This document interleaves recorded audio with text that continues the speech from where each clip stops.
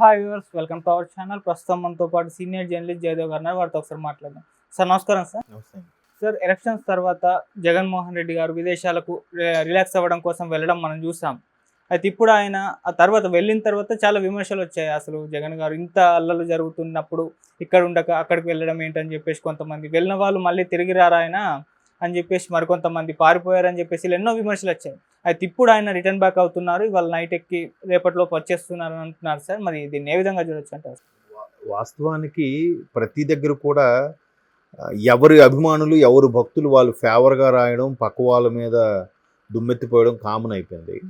దాంట్లో భాగంగానే జగన్మోహన్ రెడ్డి గారంటే అభిమానులు ఒకలా రాస్తే ఎవరైతే దురాభిమానులు ఉన్నారో వాళ్ళందరూ రకరకాలుగా ఇచ్చారు. మేబీ దాంట్లో కొంతైనా వాస్తవం ఉండొచ్చు, పూర్తిగా అబద్ధమైన అయి ఉండొచ్చు.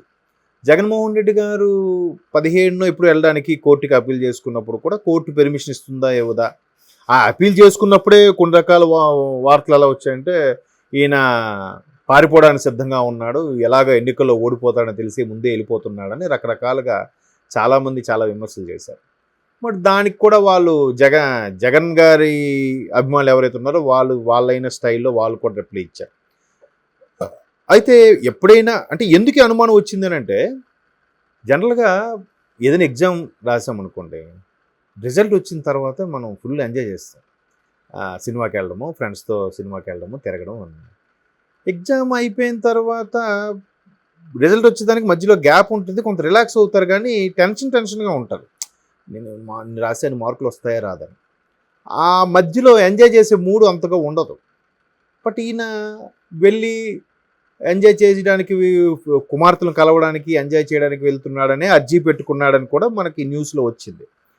ఇప్పుడు 13 అయిపోయిన తర్వాత 14th ఎప్పుడు అప్పీల్ చేశారో, లేదా 13th ముందు అప్పీల్ చేశారో గుర్తులేదు నాకు. 17th వెళ్తాను, వెళ్ళి June 1st వీక్లో వచ్చే అవకాశం ఉందన్నట్టుగా మనకి వార్తల్లో చూసాం. అప్పుడైనా June 1st వీక్లో ఇంకెక్కడ వస్తాడు, June 1st వీక్లో రిజల్ట్ తెలిసాక అటుండట్టే జంపు. ఈయన రాడు. ఈయనతో పాటు కొంతమంది ఎవరైతే ఆయనకి ఫేవర్గా ఉన్న నా అధికారులను కూడా తీసుకెళ్ళిపోతాడు. అక్కడ లండన్ దగ్గరలో ఏదో ఒక దీవి ఉందట, ఆ దీవి కూడా ఈయనే కొన్నాడు, ఈయన కొనేసాడు. అక్కడ అందరికి కూడా ఈయనే ఆశ్రయం కల్పించి పెడుతున్నాడు. ఈ సంపాదించిన సొమ్మంతా కూడా అక్కడే పెట్టుకుంటున్నాడని రకరకాలుగా ఎవరికి తోచింది వాళ్ళు. అంటే ఇవాళ రేపు అంటే ఇప్పుడు ఎవరి ఇష్టం వాళ్ళది, ఎవరి అభిమానం వాళ్ళని కాదండి, కానీ నేనే బాగా ఫెమిలియర్ అవ్వాలని చెప్పి లేనిపోను సృష్టించేసేసి అది జగన్మోహన్ రెడ్డి గారి మీద ఈ వ్యతిరేకులైనా, అటు చంద్రబాబు గారి మీద ఎవరైతే విమర్శిస్తున్నారో వాళ్ళైనా అంత పరాకాష్ఠకి వెళ్ళిపోకూడదు. విపరీతంగా చంద్రబాబు ఇలాంటోడు అలాంటోడు, వాడు బతకడమే అర్హత లేనోడు అని కొంతమంది. ఇప్పుడు ఈయన విదేశాలకు వెళ్ళిపోతాడు, లండన్ వెళ్ళిపోతే నీరవ్ మోదీ లేదంటే విజయ్ మాల్యా లాంటి వాళ్ళు అక్కడ ఉంటే ఆ గవర్నమెంట్ వాళ్ళని కాపాడుతుంది, మన ఇండియా వెళ్ళి ఏం చేయలేదు, అందుకే వీళ్ళు అక్కడికి వెళ్ళిపోతున్నారు అని. బట్ ఆయన వెళ్ళింది కూతుర్ల మీద ప్రేమతో, కాసేపు ఎన్నికల హడావుడి టెన్షన్ అయిపోయింది, రిలాక్స్ అవ్వడానికి వెళ్ళాడు. ఫ్రాన్స్, స్విట్జర్లాండ్, యూరోపియన్ కంట్రీస్లో ఎక్కడో తిరగడానికి సరదాగా. అంటే ఇక్కడ జగన్మోహన్ రెడ్డి కానీ అక్కడ సాధారణ మనిషిగా. సో అక్కడ కొంతమందికే తెలుస్తుంది.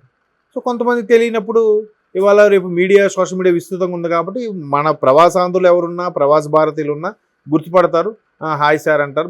ఇక్కడ ఉన్నంత బందోబస్తు, సెక్యూరిటీ, కాన్వాయ్లు అవసరం లేదు. అక్కడ క్యాజువల్ మనిషిలాగా వెళ్ళి సార్ నమస్తే సార్, ఒక సెల్ఫీ దిగుతాం సార్ అంటే ఓకేనమ్మా, అట్లా ఉంటుంది కదా. సో అందుకు ఈ ప్రపంచం దూరంగా వెళ్ళిపోయి కాసేపు రిలాక్స్ అవ్వాలని ఉంటుంది ఎవరికైనా.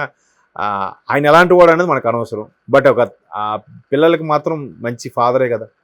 సో వాళ్ళతో ఎలక్షన్ హడావుడి అయిపోయింది, కాసేపు గడువుదామని వెళ్ళాడు. ఎంత సంపాదించినా, ఎంత చేసినా, ఎంత ఇది చేసుకున్నా ఎవరి కోసం, పిల్లల కోసం కాకపోతే ఎవరి ఆలోచన, ఎవరి తలంపైన అలాగే ఉంటుంది. సో వెళ్ళాడు. వెళ్తే ఇక్కడ వీళ్ళు పడని వాళ్ళు ఏం చెప్పారంటే ఆయన సపరేట్ దీవి కొనుక్కున్నాడు, అక్కడే స్థిరపడిపోతాడు అన్నట్టుగా చెప్పారు. కానీ అయితే ఎందుకంటే ఇప్పుడు బెయిల్ మీద ఉన్నాడు ఆయన. 12 సంవత్సరాల్లో 13 సంవత్సరాల నుంచి బెయిల్ మీద ఉన్నారు. పోస్ట్ పోన్ పొడిగిస్తూ వస్తూనే ఉన్నారు. ఇంకా కోర్టులు తేల్చట్లేదు. ఈయనేమంటాడు, నావేమి తుస్సే ఏమి లేవు, అందుకని నేనేం నిఖార్సైన మనిషిని, నా మీద ఏమి అప్లికేషన్స్ కావు, నిజాలు కావు అని అంటాడు. ఎందుకు నిజాలు కానప్పుడు ఇన్ని రోజులు ఎందుకు కొట్టియొచ్చు కదా. సో అలాంటప్పుడు బెయిల్ మీద ఉండి విదేశాలకు వెళ్ళడం, పెర్మిషన్ పెట్టడము, వాళ్ళు ఇవ్వడము, ఇట్లాంటి వాళ్ళు ఏమవుతుంది, ఒక విధంగా నిజంగా అప్లికేషన్స్ ఉన్నా కూడా అవేవి లేవు కాబట్టి కోర్టు ఊరికే ఏదో కాంగ్రెస్లో కక్ష సాధింపుగా చేశారా అప్పట్లో అనే ధోరణిలోనే మాట్లాడతారు తప్ప ఎవరు నమ్మకపోవచ్చు. ఈయన కూడా వెళ్ళి జూన్ 1st వీక్లో వస్తాడనగానే జూన్ 1st వీక్ అన్నాడంటే జూన్ 4న కౌంటింగ్ తర్వాత ఎప్పుడు వస్తాడనమాట. వచ్చినా ఏముందిలే ఎలాగూ ఓడిపోతాడు కాబట్టి వస్తే వస్తాడు లేకపోతే లేదు, తర్వాత ఎప్పుడో కూల్గా వచ్చి ఎమ్మెల్యేగా ప్రమాణ స్వీకారం చేస్తాడు అని ఎవడు దోచింది వాడు రాసేసాడు. బట్ అవన్నీ పటాపంచలు చేస్తూ ఆయన ఇంకా 1st వీక్ కాకుండా ఇవాళ ఎక్కి రేపు తెల్లారిగా వచ్చేస్తున్నాడు. ఇంకా జూన్ 1వ తేదీ కల్లా ఇప్పుడు ఆయన మళ్ళీ ఆయన ఆఫీస్లో ఆయన ఉంటాడు కదా. కాబట్టి ఎవరు చెప్తున్నాడు కదా, ఎవరి అధ్యక్షుల కళ్ళల్లో వాడు పడాలి, వాడికి ఒక పవర్ఫుల్ పదవి ఏదో ఇచ్చేయాలి, వాడిని మెప్పు పొందాలనే ఉద్దేశంతో కొన్ని అవాస్తవాలను కూడా వాస్తవాలుగా నమ్మించే ప్రయత్నం చేస్తుంది ఇవాళ సోషల్ మీడియాలో కొన్ని ఛానల్స్, అన్నీ కాదు. ఎవరికి ఛానల్కు ఎవరు ఫేవర్గా వాళ్ళు డంకా బజాయించుకుంటున్నారు. అది ఇలాగా వెళ్తే కొన్నాళ్ళకి ఇట్లాంటి వాటి మీద రిస్ట్రిక్షన్స్ వచ్చేస్తాయేమో. ప్రస్తుతానికైతే రిస్ట్రిక్షన్స్ ఏం లేవు, చక్కగా నడుస్తుంది. దానివల్ల నలుగురికి వృత్తి దొరుకుతుంది యూట్యూబ్ ఛానల్స్ వల్ల. ఇట్లా పరాకాష్ఠకి వెళ్ళిపోవడం వల్ల ఏమవుతుందంటే ఇంకా మనిషినే విమర్శించకూడదు అనే నిబంధన తీసుకొస్తారేమో. ఇండియాది కాదు కదా యూట్యూబ్, ఇండియాది అయితే అదేం తయారు నడిచిపోద్దేమో ఆలు కాబట్టి. ఎందుకంటే ఒకడు వాడిన క్లిప్ ఇంకోటి వాడితేనే యూట్యూబ్ కాషన్ ఇస్తుంది.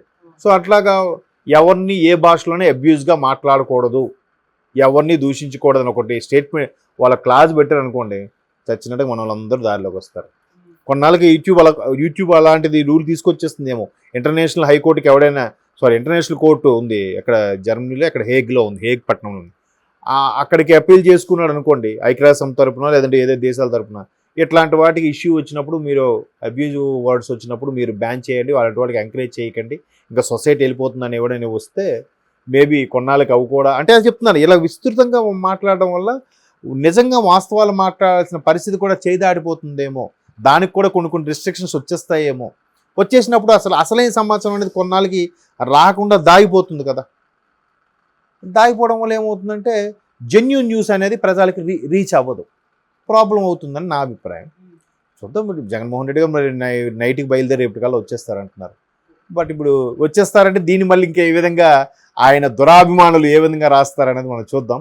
ఏదైనా 4వ తేదీ మధ్యాహ్నం మనం ఈ టైం వరకు వెయిట్ చేస్తే ఫుల్ క్లారిటీ వచ్చేస్తుంది. అప్పుడు ఈ నెటిజన్స్కి ఈ సోషల్ మీడియాలో విస్తృతంగా ప్రచారం చేసే వాళ్ళందరికీ కూడా చెక్ పెట్టినట్టు అవుతుందని నా అభిప్రాయం.